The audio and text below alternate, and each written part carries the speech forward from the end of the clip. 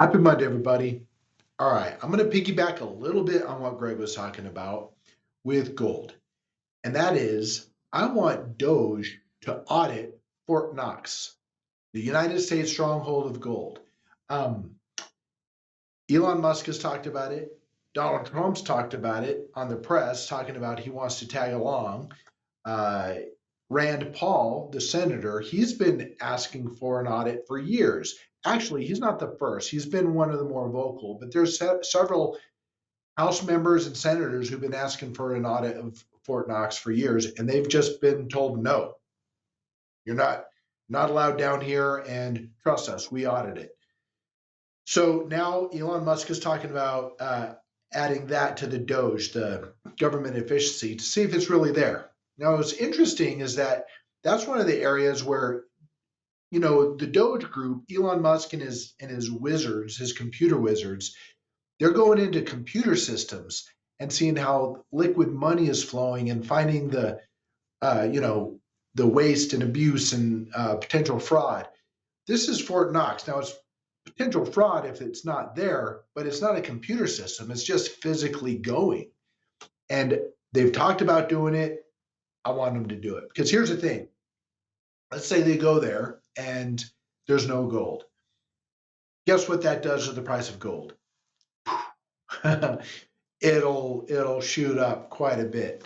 But then the next question will be, and there might be riots in the street, where's our gold? Because that's the United States citizens' gold there. But we'll see. Now, the fact that they're even talking about it makes me think that they are skeptical that there's really gold in Fort Knox still. But we'll see. It'll be interesting to watch.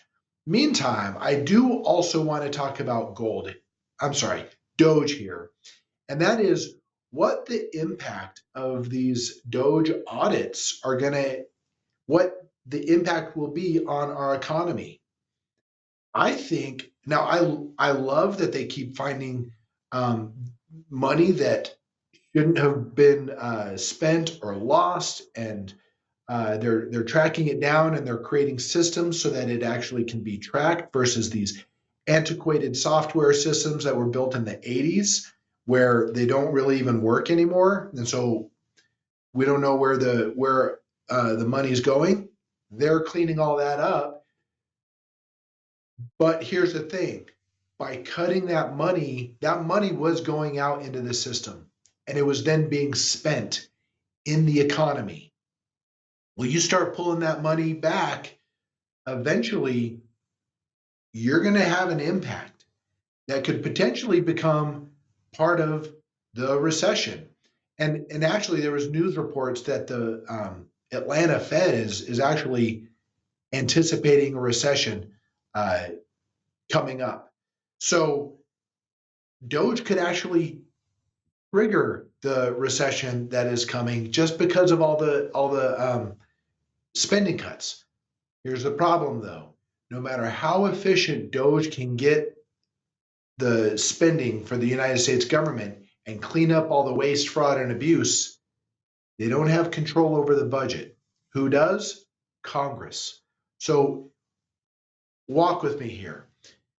DOGE is pulling back on all the spending. It creates a recession. What is Congress going to do? Oh, don't worry, American taxpayers. We'll solve the problem. This recession, we'll take care of it with a new spending package.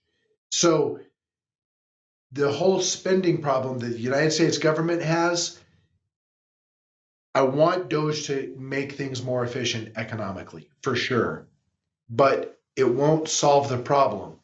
We've got to have Congress solve the problem. Because if Congress then dumps a bunch more money into the system with a new financial package, then we get back in the same situation where our debt is too high, our interest rates are too high, that creates inflation, and then we're back in the same place where we were. So that's it for this week. Just some food for thought to think about how this might play out. But in the meantime, let's keep an eye out for a potential Fort Knox audit and see if that really shoots up the price of gold. All right. With that, you all have a great week. See you next week. Bye-bye.